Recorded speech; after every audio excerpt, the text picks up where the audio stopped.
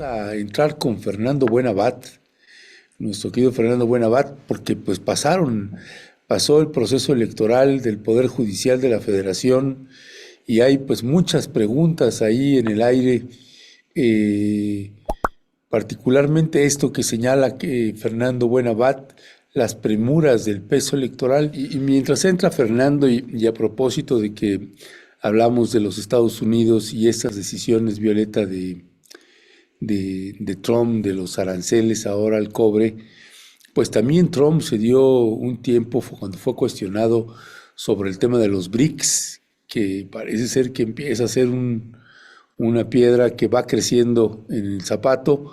Y tenemos un video de esta respuesta, es un video de Russia Today, donde está dando Trump una respuesta. If they're a member of BRICS, they're going to have to pay 10% tariff just for that one thing, and they won't be a member long.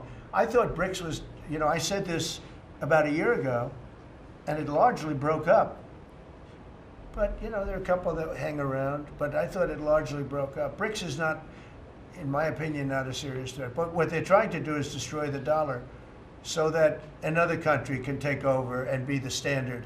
And we're not going to lose the standard at any time. If you have a smart president, you will never lose the standard. If you have a stupid president like the last one, you would lose the standard. You wouldn't have the dollar as you.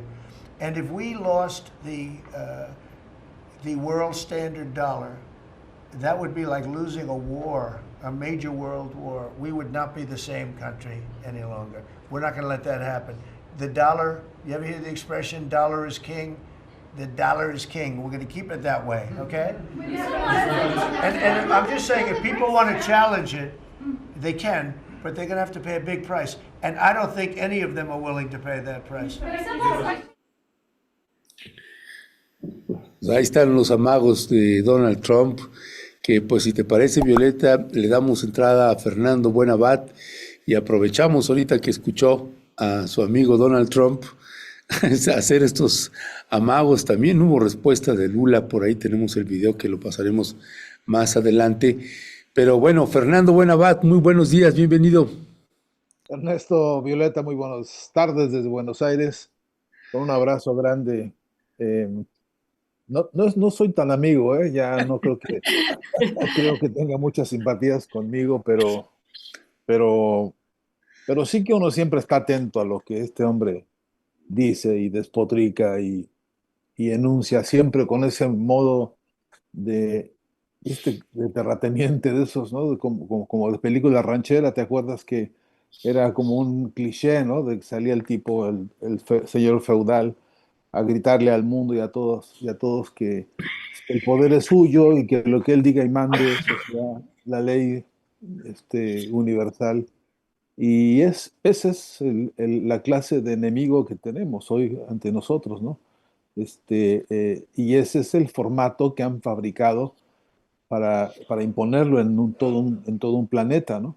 Ese es el formato con el que opera aquí en Argentina uno de sus clones, y es con el que opera otro en Brasil, que es otro retoño de esta misma lógica, ¿no? Así que no nos sorprenda. Lo interesante es que, Ernesto, y con esto muy breve, al respecto del dólar y del fetichismo del dólar, que les ha tomado a ellos mucho tiempo, les ha costado carísimo en términos de guerras, en términos de invasiones, en términos del control económico del planeta, imponer su moneda, y esta ha sido una de las armas de destrucción masiva en el mundo entero, ¿no? El comportamiento de la moneda, que es la moneda de referencia para toda operación comercial internacional, es una forma de la guerra económica que muchos países han asumido con embeleso, incluso te diría, con admiración y con fanatismo. Hay lugares en el mundo, te estoy hablando yo desde uno de ellos, donde el fetichismo del dólar pasó a ser prenda cotidiana de mucha gente, de muchas familias, que ni bien tienen alguna posibilidad, algún ingreso, algún sueldo adicional, algún ahorro, y lo refugian en dólares inmediatamente, y con eso además de sentirse seguros, de comprar seguridad. Mira, te estoy hablando de categorías subjetivas muy complejas que en el mundo hoy son carísimas, ¿no? Realmente que algo te inspire seguridad, que algo te tranquilice porque tú tengas la reverencia incluso de decir, cuando yo hago esto estoy a salvo. Hay muy pocas cosas ya en el planeta que te permiten esa sensación. Pues hay filones enteros de subjetividades en el planeta y en este país en particular. Sé lo que te digo, sé lo que les digo, perdón. En este lugar, el fetichismo del dólar produce de inmediato esta cosa de ya fui y cambié mis pesos argentinos por dólares. Hoy está en el orden de 1.300 pesos argentinos por un dólar. Y, eh, y eso da la impresión de que así se asegura la gente de tener a salvo sus ahorros. Y con esto estoy tratando de decir que hay toda una carga psicológica, que hay toda una carga mítica, o toda una mitificación, toda una diría incluso una maldición, ¿no? A nivel planetario, de que es el dólar la moneda fuerte, de que es el dólar la moneda firme y que por eso lo van a defender a muerte. Y este mensajito del señor Trump, del cual no soy tan amigo, por cierto, es una advertencia de guerra también, ¿no? Claro, pues sí, es una guerra nuevamente arancelaria y en otros terrenos y amenaza, ¿no? Amenaza y la respuesta de Lula fue buenísima y al rato la vamos a compartir, buenísima, no queremos emperadores y no queremos imperios y este hombre se posiciona así.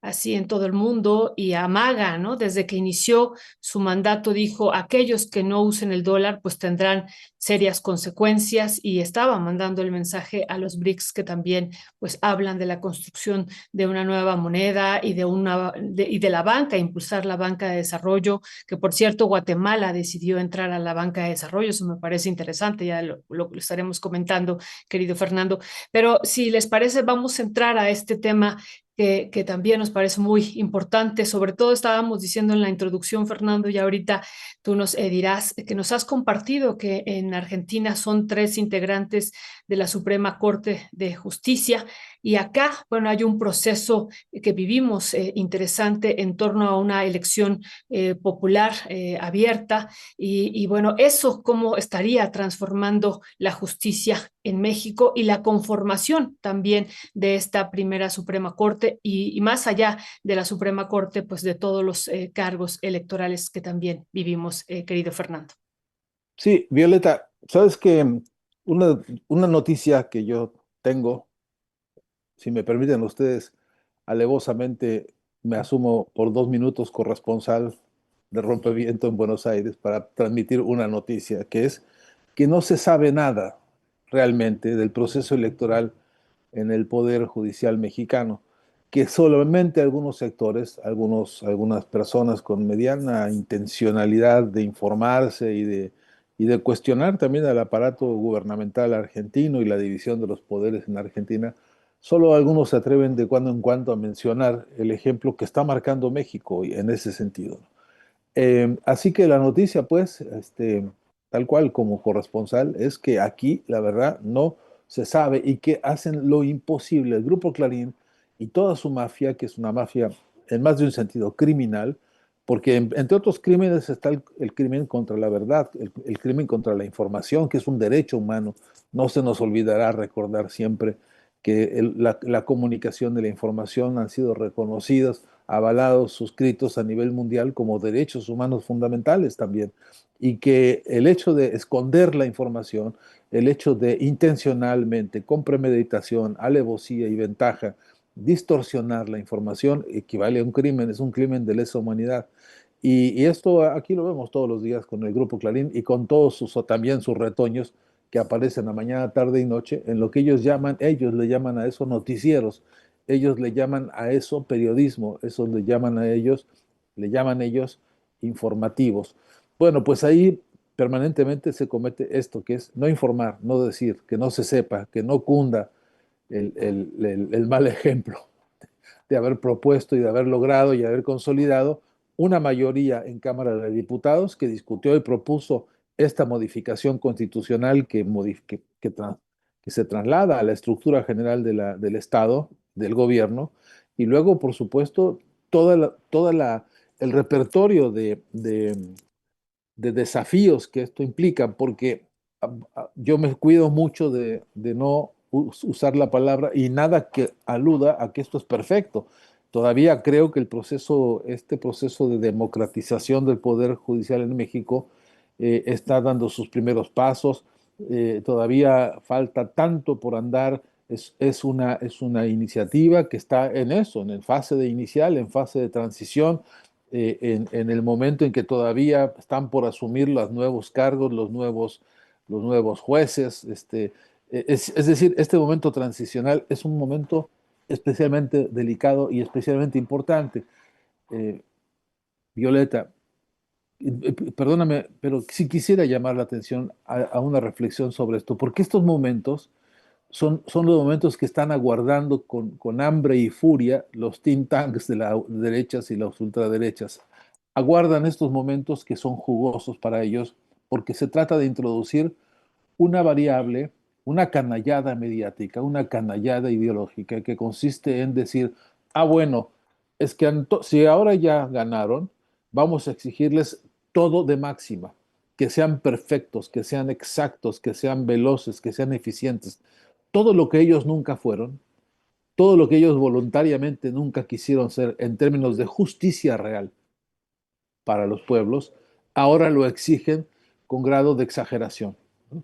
Con énfasis, con, eh, ¿cómo diría, cuál sería la palabra idónea para explicar con qué fruición escuché a estos señores que se hacen llamar periodistas, como el que se hace llamar teacher y todos sus discípulos, los que hablan con voz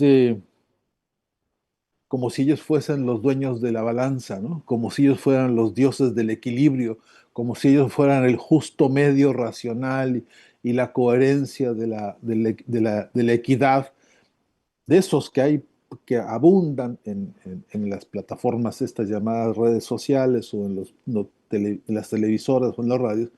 Hoy estos al unísono, repito la palabra, al unísono, como si fuera una sinfónica, exigen perfección, exigen prontitud, exigen eso, una justicia que ellos jamás exigieron y que nunca quisieron ni democratizada, y muchísimo menos en términos de un salto cualitativo en la jurisprudencia, que una cosa es tener un cuerpo constitucional, un conjunto de leyes que salvaguardan los derechos individuales, los derechos básicos de las personas, en tanto que esta jurisprudencia del individualismo, y dar el paso hacia un concepto mayor, maduro, histórico, necesario, urgente, que es el concepto de una justicia social, que no piensa solo en salvaguardar, repito, los derechos individuales, sino que empieza a pensar y que debe empezar a operar directamente sobre los derechos colectivos, los derechos comunitarios. Y esto abarca una amplitud importante de temas. Uno, el que la derecha le tiene más miedo es a cuando se discuta y tiene que discutirse el problema de la propiedad. Eso tiene que discutirse, porque el concepto de propiedad por lo menos admite 6 distintas definiciones, no solamente la propiedad privada. Hay otras muchas formas, incluso la propiedad colectiva y la propiedad pública, en fin, que tienen que repasarse, revisarse y por supuesto, tipificarse en términos de una renovación jurídico-política. Entonces, sí que vale la pena la pregunta, creo, de qué papel está jugando hoy la transformación histórica de haber intervenido electoralmente para elegir jueces, y qué presión tiene este carácter electoral sobre las transformaciones y los cambios. ¿Hasta dónde va a llegar, en todo caso, la transformación de la justicia, si realmente va a ocurrir? ¿Hasta dónde? Y en qué tiempos, con qué ritmos, con qué dinámica, medida no por mi antojo personal, sino por el antojo real de las necesidades concretas que los pueblos tienen. Y yo no sé si estoy siendo suficientemente claro, pero Sí creo que el parteaguas en este momento es que si hay un momento transicional en el que asumirá como presidente de la Suprema Corte de Justicia una persona que no les gusta por ningún concepto, ni por su parto democrático, ni por su parto electoral, válganme ustedes la expresión, por haber sido parido por un proceso electoral de un pueblo que decidió en este nuevo presidente de la Suprema Corte de Justicia su representación y su acción directa, no les gusta.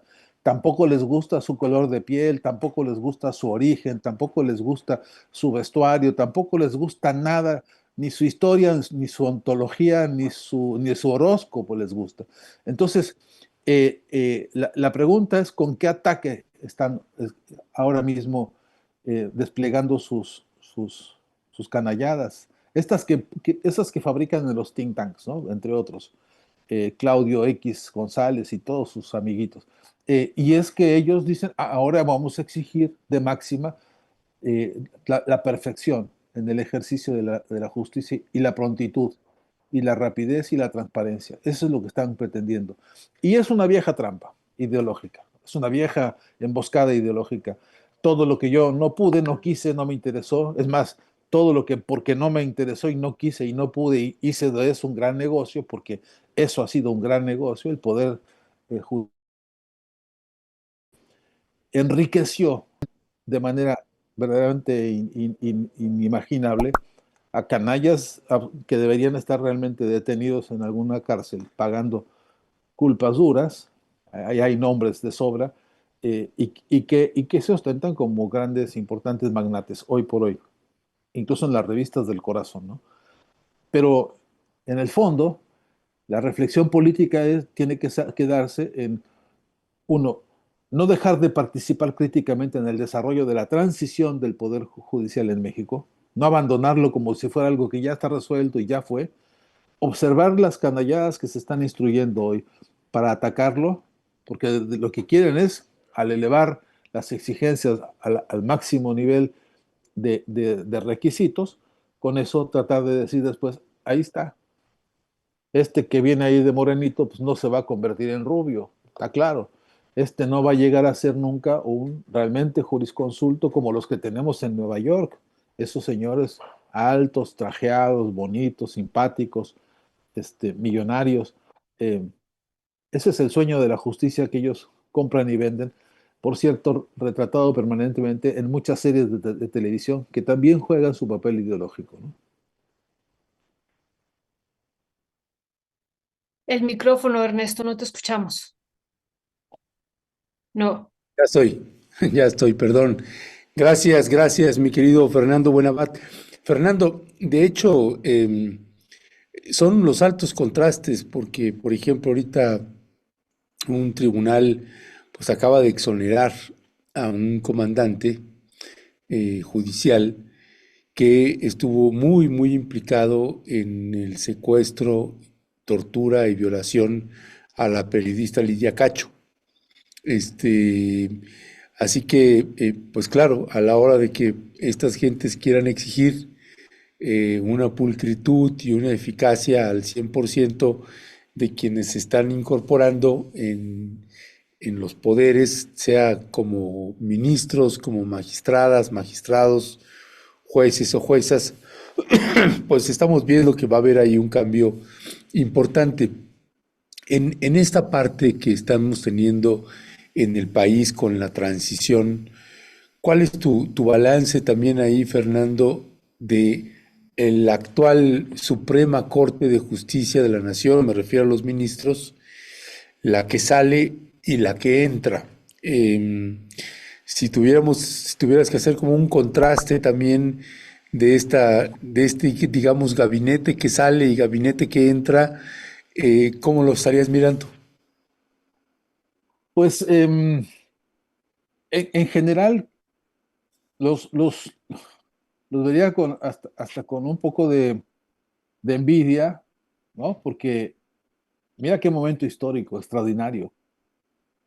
Cualquiera que tenga un poquito de afecto por la estructura histórica, los conceptos, los valores teóricos y prácticos de la justicia, en su sentido, digamos, doctrinario, teórico y en su sentido más práctico y crudo, verdad que debe tener una envidia, dicen algunos envidia de la buena, no sé si existe eso, pero envidia de la buena sobre poder ver de cerca, vivir de cerca, participar de este momento histórico transicional, que lo es para México y lo es para muchos países y lo es para muchos cuerpos judiciales en el mundo entero, porque hay que saber que los ojos de casi toda Europa están puestos sobre qué está pasando ahí, qué va a ocurrir y cómo se va a desarrollar la reorganización interna, ¿no?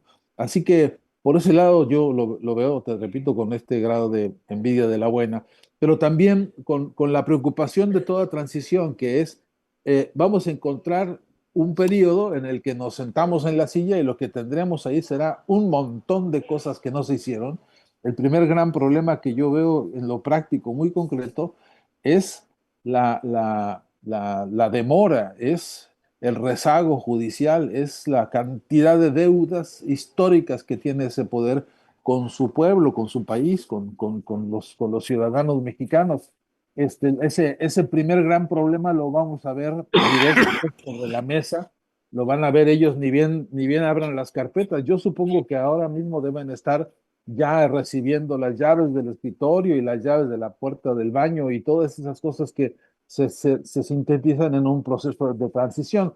Pero en ese mismo proceso de transición estará, ni duda cabe, de toda la chamba que no se hizo o la chamba que se hizo mal, que viene a llenar otro hueco enorme. Entonces, allí yo ya los veo hasta con compasión a los compañeros porque se van a enfrentar a esto. Y, por supuesto, no solamente es el problema, digamos, objetual, inmediato sobre la mesa, de acá está el tambache de lo que no se hizo, acá está el tambache de lo que se hizo mal, esos tambaches en los expedientes judiciales son alteros de expedientes del piso al techo, Ernesto, son monstruosidades de personas, cada carpeta de esas es una vida, una familia, es una experiencia humana que está ahí aguardando, quizá encerrada hace años en una cárcel, etcétera, quizá metida y sometida a actos incluso de represión y de violencia y de castigo y etcétera, que son remanentes, lo que llaman algunos los remanentes negros de esa justicia que se volvió un pantano de corrupción y un pantano de tranzas y un pantano de mentiras. Eh, Eso se van a encontrar en el bien corto plazo, ¿no? Eh, Ocasionalmente habrá casos, quiero suponerlos bien resueltos, casos que tengan que ser asumidos como nuevos modelizantes para nuevas operaciones, tendrán que construir otra fase importante del trabajo, una mesa de acuerdos para ver la dinámica del funcionamiento y de los acuerdos y de las apariciones públicas y de la nueva comunicación que tiene que parirse de inmediato en ese contexto. Los veo pues atareados, Ernesto, los veo con mucha chamba, repito, de la que no se hizo, de la que está mal hecha y de la que falta por hacerse, en un país que, por cierto, está reclamando que también se haga una reconstrucción integral del Poder Judicial. Eh, los veo con preocupación porque se me hace muy poquitos magistrados de la Suprema Corte de Justicia, incluso todos ellos se me hacen tan pocas personas para grandes problemas, y creo que sí que ellos deberían en el corto plazo también formar grandes, importantes convocatorias sociales de participación ciudadana para entrar a echarles una mano, porque habrá de verdad miles y miles y miles de tareas que ellos mismos no van a poder cumplir, porque humanamente no alcancen las fuerzas día por día, pero que también es importante que un conjunto social, un pleno electoral participativo que les dio este cargo, que les dio esta confianza, también siga comprometido y siga participando en las decisiones, incluso también como fuerza de ayuda, pero también como un controlador, un contralor, dicen, de la gestión misma en el día a día y en el corto plazo.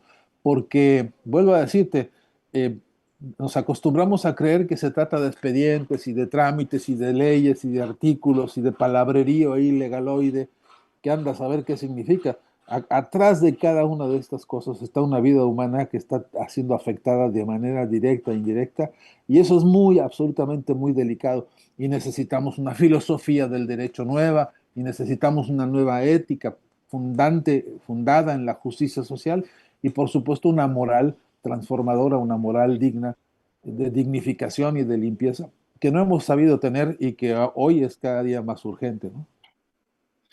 Ya. Así, así es, querido Fernando. Tenemos unos cuantos minutitos para cerrar la entrevista, pero hay una situación muy interesante que se ha planteado, que lo planteó el ministro presidente que entrará en funciones el 1 de septiembre, de sacar la Suprema Corte de la Nación de la Ciudad de México y llevarla a otros territorios y en específico también a estos territorios de los pueblos indígenas donde ha estado muy alejada la justicia. Eso, ¿cómo lo estarías valorando, querido Fernando? Sé, lo que tú estás diciendo es muy interesante, los problemas son mayúsculos, son pocos, pero esta propuesta y esta apuesta que parece que va a ser una realidad, ya estaremos viendo cómo lo va a discutir la Suprema Corte, de sacarla de la Ciudad de México y de este espacio. ¿Cuál sería tu valoración? Que sería muy saludable, eh, porque vuelvo a decir, em, yo, llevado por mis entusiasmos y seguramente por mis muchas ignorancias al respecto, eh, debería haber dicho al principio lo primero, mis ignorancias, que son muchas al respecto, y después de todo también mis entusiasmos. Pero leyendo lo que uno lee de la vida y la obra de este presidente de la Suprema Corte de Justicia, este nuevo, ¿no? Eh, eh, naciente representante de una voluntad popular, leyéndolo él y leyendo entre líneas algunas de sus entrevistas y conferencias que ha dado recientes, lo que se siente, lo que se entiende, por cómo articula él sus adjetivos, ¿no? Por cómo construye él sus silogismos y su razonamiento, lo que se instruye es que está claro que el poder judicial ha estado excesivamente concentrado. La palabra que yo creo que es mejor es demasiado secuestrado, demasiado encerrado, demasiado asfixiado entre digamos, entre los muros del papelerío, del palabrerío, de los intereses turbios, de la corrupción, y que entiendo que esta idea de salir es, entre otras cosas, una mecánica inteligente para ventilar, para abrir, ¿no? Que entre la luz y que entre el aire y que todos esos papeles que, no sé si te ha tocado alguna vez ir a uno de esos cuartos en los que están todos los expedientes que se los están comiendo las termitas. Es tóxico, cualquiera que tenga un mínimo problema de alergias entra ahí y sale en camilla, porque es el encierro. Estoy tratando de aludir a eso simplemente porque me ayuda a la metáfora del encierro, a la explicación de que toda la justicia, casi toda, se ha basado y se ha concentrado en la lógica del encierro. Desde ese encierro de clase, desde esa concepción burguesa de la justicia que los ha encerrado en un cuarto para los intereses de ellos y de sus cuates, hasta el encierro de las personas y de los pueblos en las cárceles o en los calabozos, o el encierro en el otro sentido de que el encierro que se vuelve el castigo. Y, y tengo la impresión de que la justicia social, en primera debería romper con esa filosofía del encierro, con esta especie de alma loca de encerrarlo todo, encerrarse a sí misma y convertir esto en una plaza pública. Entonces, una buena idea, me parece, es que no esté todo concentrado en un solo sitio, ¿no? Que no es mala idea que allá en un rincón del país, en algunos de los más emblemáticos, de los más simbólicos, de cómo se decide y cómo se pueda, ahí también se pueda ejercer la cosa de mirar de otra manera el asunto, de mirarlo desde otra perspectiva y con otro aire, con otro oxígeno.